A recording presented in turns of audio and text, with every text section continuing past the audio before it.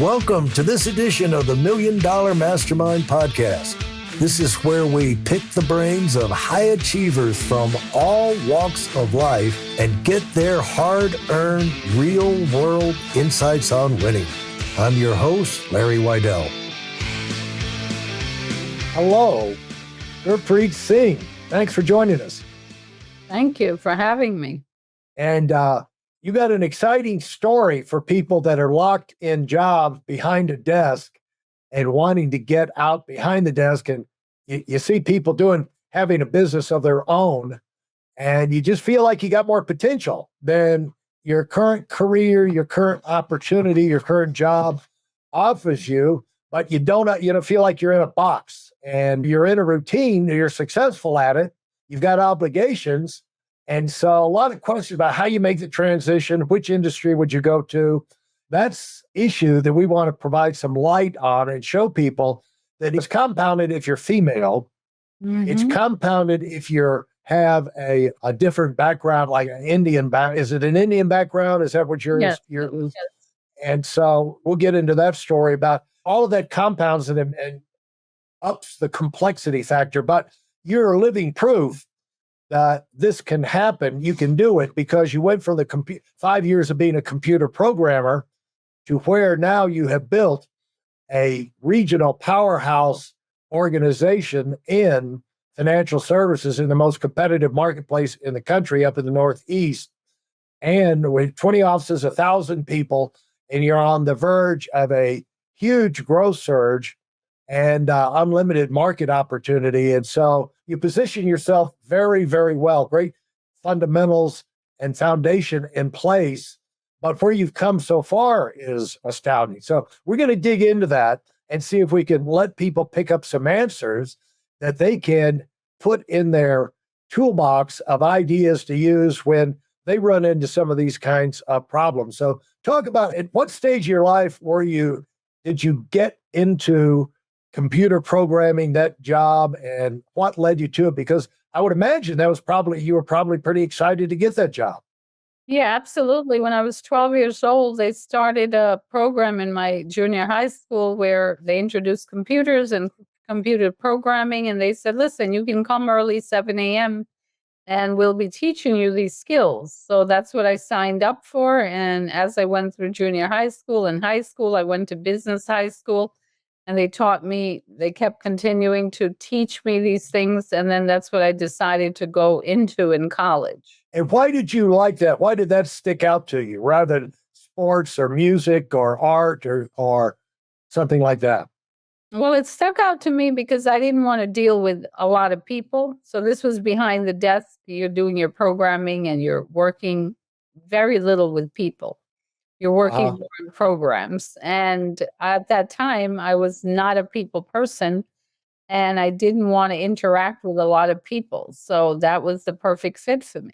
And the idea of developing skills, I just think it's a good thing for kids to be, a thought to have in their mind as they're growing up of like developing skills that you can use throughout your life. Because even if you're not in that, if you can go to the top and develop skills in one area, it makes it easier to develop skills in another area and become super proficient at it. It's kind of like when you're learning a musical instrument. They want you to get to the point, because what your tendency is like, hey, I like this song. You go in to see this week, you see your guitar teacher, whatever. How does that work? And then you kind of get to where you can play that. The next week it's another song. You never really learn to play anything. So what they want you to do is to get to where, as soon as possible, get where you can play one song at a performance level, because then you have it in your mind, like this is playing a song. And it's the same thing with developing a skill, it seemed like. And so you're developing a skill at a young age and probably feeling pretty good about yourself, about the things you're learning. Yeah, absolutely. And the skill that I developed actually was getting up early and going to school early, and habits that have stuck with me. The work ethic skill. And also, if you want something, go for it. And being that I'm from an immigrant family, my parents migrated from India, we saw them work hard, and that was just part of our DNA. It's if you want something, go get it, work hard, show up early, and make it happen. And so, talk about an immigrant family. How long, by the time you were 12 years old, you're in high school, how long had they been here? Were you involved in that immigration experience? Yeah, well, I came here when I was 3, and Uh-huh. I was born in India, and I came here when I was 3 years old. So I didn't learn how to speak English until I was 6 because I never went to school till I was 6. And that's when I learned English was my second language. Yeah. And how did that impact you growing up? Do you think it made an impact on you one way or the other? I mean, it made an impact is when I went to school, it opened up a new world, a new language, because I was only familiar with what I was learning at home, which was my own native language. So that opened up a whole new world of possibilities. I guess one way of looking at it, Gurpreet, is when in your young life did it dawn on you? You have to learn a new language at 6, and but when did you really? Where did the impact of being an immigrant impact you, and that this was part of your reality? Well, I think it impacted me because, as I said, my parents worked hard. They came here for a better life. So there was no mentality of, oh, somebody's going to give you something or you're here to just wait for things to happen. It's make things happen. You came across all this time for a better life for your family. That's what my parents, my father, my mother, my sisters, that's the mentality. So the mentality was go after everything you can get your hands on because that's where the opportunity is. Yeah. And so as you're going through school, by the time you're 12 years old, you get the opportunity to get involved in the coding and class.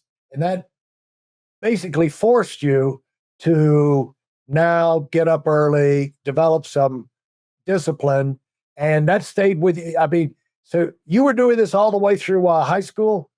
Yes, through high school. And then I went to junior high school there. And then I decided to go to high school further away because there was a business school that I applied for. So my friends all went to the local school. They're like, oh, you're going to take the train and you're going to take the bus and you're going to go to Manhattan because that's the big city, right? And you're going to go to school there every day. And I said, yeah, because I'm going to be able to learn so much more. And it was fabulous because it was a business school and they taught us skills that I use, I mean, up until today. Did that put you in a lead position in terms of getting employment as you graduated from that school? Or what happened after that high school, that business school? All right. Well, during high school, at that time, there was internships with payment. We got to go to work. So I worked for places like Manufacturers Hanover, which is now Chase. I've got to work in the financial industry. I actually worked for a company where I was in charge of like 39 phone lines. So that was a learning experience in itself because I had to manage all this and the phone calls would go crazy. And I was like, oh my God, this is overwhelming. But then I learned a lot because the people I worked with, they were specialists in different parts of the world because it was an international company. They created dental supplies and they had dentists all over the world that created this product. So I was able to talk to these people as they would come into the main hub, which was in Queens. Well, it's kind of Long Island City near Manhattan. And I was able to talk to them, and they were able to bring all these ideas and their heritage and where they came from. And I was like, wow, this is opportunity at its best. And what particularly did you learn at a young age about managing 39 phone lines? Just what would you learn? It seemed like you just like running from the lions. I don't know. Well, what I learned was that you had to pay attention. You had to focus. You can't just go on coffee break because if you walk away, the lines are ringing and these are orders coming in. These are millions of dollars of orders coming in on the phone line. So if I was able to not do the job well, that was losses for the company. So I was actually able to focus because at that time you didn't have phones. You didn't bring your phone to work. You were able to, I had to show up at 8 a.m., prepare everything, and leave there at 6 p.m. because that's what the phone lines were open. and I had to transfer these lines to other people. So it might have seemed like an easy job, but it really taught me about focus. Yeah. Now, as you graduated from school, did you go to college in the city or where? Yeah, well, I went to St. John's University, which was in New York, and that was Right. another great experience because I actually met, which I didn't know, my future mentors or people that I listened to, like Dr. Wayne Dyer used to teach there. And I used to listen to him and I was like, oh my God, I can't believe it that I missed him in the college. But after college, I started learning these things and he was right there and I missed that opportunity, but I was able to connect the two. And then the second thing I would say I would learned in the college is again, we didn't just go to college. That college required us to have 6 months. Every 6 months, we had a different internship at the college. So we would work with different departments. We would work 1 year, I worked with the alumni department. And then that blew my mind even more because I would see all these checks come in as donations. And here I was like, I wasn't wealthy, I was poor, I was broke. But I was able to see this and I was like, wait a minute, there's a lot of money out there. I just have to figure out how to attract it. Yeah. That's a big breakthrough in all of our lives to realize everybody's not poor out there. No matter everybody I know might be poor or might be starving, but there's a lot of money. There's a lot of people have a lot of money. And I remember where that hit me was our first convention. We went over to Hawaii. And I'd always been under the impression that these were the exclusive places and you had to be, very few people could go. Well, there's zillions of people there. And a lot of them were young, younger than me. And they were bringing their whole families. I'm thinking, you know, the light bulb finally went on that there's a lot of opportunity. There's a lot of success out there in the world. And that's what we're trying to put the light bulb on here because there's things people do to create that success for themselves. It doesn't fall out of the sky. They're not taking their families over to on these luxury vacations because everybody won the lottery or everybody just inherited from a rich uncle. No, most of them made their own money. And almost always in the United States, you find, or really in the world, of the billionaires, of the millionaires, most of them made their money. It wasn't inherited, in other words. And so as you're coming up, you get out of St. John's, you're still thinking the career path is coding. And why do you think you didn't think the thought didn't come into your mind while you're looking at all these big checks coming in the alumni office and how to get my hands, how can I can get position myself to where that can happen to me? Why do you think that light bulb didn't go on at that time? I would say it's one thing called belief in yourself. See, a lot of people, they're seeing the external world and they're saying, oh, it's okay for this person, and I'm happy for this person, I'm happy for that person. But because they have a lack of confidence and belief in themselves, they never feel that they're good enough to attract it. So I think what I shifted in those years after that was I was able to connect to a self development program, which taught me how to believe in me, that I'm worth it, that it's okay that these other people have it. And I'm not mad they have it. I'm not being a victim. I'm not saying, oh, poor little me, I don't have it and they have it and they got it easy.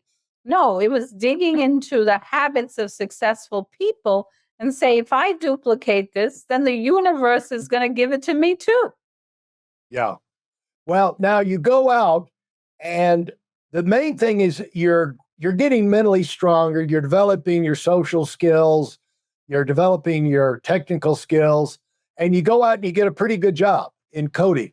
Who was that with and why was that a great job? Yes, the first job I ever had was in New Jersey, and it was about $80,000, and it was pretty decent. But I realized I had to spend so much time traveling there every morning and every evening to what get a paycheck, so I can build someone else's life, where I can be building my own future and owning something versus just loaning it. And how much were you traveling then? It was 2 hours in the morning, 2 hours in the evening. That was 4 hours of my time. And that's when I started using those 2 hours to what? Develop myself, to read and Uh-huh. listen. And they had those players, those CD players, and they had the books. I would carry the books with me. So I would sit on the train, and it was almost like traveling and having a university on the train. And I would finish chapter after chapter, and in the evening I would finish the rest of the chapters, but then I would do the same thing every day until it just becomes where you say, "Well, there's something better out there." Yeah, I've heard people say that they use their car like that. It's like every time they get in their car, class begins. You can cover a lot of class material when you're in the car if you establish that habit, that routine, and Yes. set yourself up to have that material already there when you get in. And so as you're going along, what other skills did you do? Did you develop any other skills on the job that are useful to you later once you got out of college? Yeah, I believe I did. I was able to interact with people more. I was able to become a team player more. I was able to do different projects as a team versus an individual. And I was able to communicate better, because if you don't communicate well to either other people or yourself, you're blocking what you really want. And once you communicate it and you have a clear, concise mental picture, now the world is what? Out there for you to take. Thank you for listening to part 1 of this episode of the Million Dollar Mastermind podcast. Commit to your personal and professional evolution with our free training video. It's designed not just as an educational session, but as a transformative journey for those bold enough to aim for the stars. This isn't just any webinar. It's a roadmap to achieving the extraordinary.